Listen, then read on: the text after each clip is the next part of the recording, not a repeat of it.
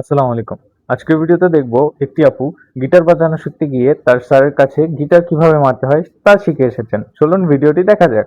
Guitar শেখানোর নামে আমি তার বাসায় গেছি, বাট কোনো গিটার শেখানো হয়নি। না না আপু, আপনি গিটার মারা অথবা গিটার বাজানো কোনো না কোনো একটা নিশ্চয়ই শিখছেন। জাহিদ অন্তু নামের একজন সিঙ্গার, তার সাথে আমার একটা রিলেশনশিপ হয়। প্রথম দিকে তার সাথে পরিচয়টা গানের ক্লাসে, গিটার ক্লাসে। আচ্ছা, তাহলে প্রথম দেখা গিটার ক্লাসে, দেন পরের দেখা পারফরমেন্স ক্লাসে ডিরেক্ট। সেখান থেকে সে বিভিন্ন প্রলোভনের মাধ্যমে তার বাসায় আমাকে ইনভাইট করে। আমি সেখানে যাই। সেখানে আমাকে কোনো কিছু না বলেই অপ্রস্তুত ভাবে সে আমার সাথে ইন্টিমেট হয়। আচ্ছা, এখন একটু সিরিয়াস কথা বলি।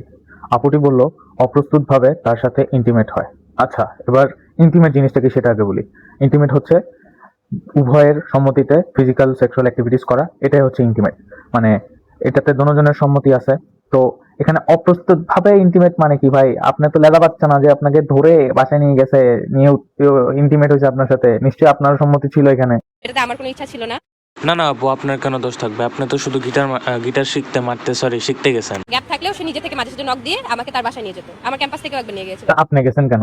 আপনাকে তো সে জোর করে নিয়ে যায়নি। আপনি নিশ্চয়ই নিজের ইচ্ছায় গেছেন, স্ব ইচ্ছায় গেছেন। মানে কথা হচ্ছে যে বেহায়াপনার চূড়ান্ত পর্যায়ে পৌঁছানোর পর কেউ যখন নিজেকে, স্পেশালি যখন মেয়েরা নিজেদেরকে ইনোসেন্স অবলা দাবি করে, মানে তখন সবাই হচ্ছে অ্যাটেনশন সিক করতে চায়। Same as my this cute sister who is shameless, characterless, like something really hell. মানে এই ওদের একটা জিনিস বুঝি না, ইন্টিমেট হয়েছে অপ্রস্তুতভাবে ইন্টিমেট হয়েছে মানে কি ভাই? ইন্টিমেট হয়েছে নিশ্চয়ই আপনার সম্মতি ছিল। আর হচ্ছে যে এই যেই ক্ষণিকের ছেলে তার সাথে ইন্টিমেট করছে, এ আরেক বড় মানিকের ছেলে, তার ব্যাপারে আমি কিছু বলবো না, কারণ আমি জানি এইসব ছেলেরা কোনোদিন শুধরে না। কিন্তু আমার কথা হচ্ছে ভাই, আপুর কথা বলতেছি, আপনি নিজের ইচ্ছায় গেলেন, নিজে গিটার শিখতে যাই গিটার বাজানো শিখে আসলেন, আবার হচ্ছে যে আপনি মামলাও করছেন, সে আপনার উপর টর্চার করছে। তো আমার কথা হচ্ছে, সে যখন আপনার সাথে ইন্টিমেট হয়েছে, আপনি বিয়ের আগে ইন্টিমেট হয়েছে কেন? আপনি বিয়ের আগে ইন্টিমেট হয়েছেন কেন? That's your fault, okay? That's not his fault, her fault, our fault, their fault, nothing fault. Like it's your fault, obviously it's your fault. আপনি একজন মেয়ে, আপনার সম্মানের রক্ষার দায়িত্ব তো আপনার।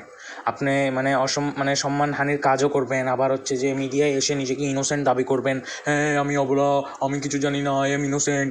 আপনি যতই ইনোসেন্ট সাজেন, পাবলিক তো আর বোকা খোকা না। পাবলিক সব কিছুই বোঝায়। লাইক কিছু কিছু ইমোশনাল মানুষ আছে যারা দেখলে, আরে মেয়েটার সাথে কী হয়েছে, আল্লাহ আল্লাহ, মেয়েটার সাথে অনেক অন্যায় হয়েছে, কিছু শাহবাগিরা বলবে। বাট যা হয়েছে আমি অনেক খুশি হয়েছি, ভালো হয়েছে একেবারে। এইসব ফালতু অভিযোগের নিউজ যেই চ্যানেলরা করে, বিশেষ করে টাইম সাউন্ডস, আমি নামটা বললাম না, টাইম সাউন্ডস, আদার্স ফালতু টালতু কত মিডিয়া আছে, এসব ফালতু ইন্টারভিউ যারা নেয়, তারা হচ্ছে যে আরও বড় ক্ষণিকের ছেলেরা। ঠিক আছে?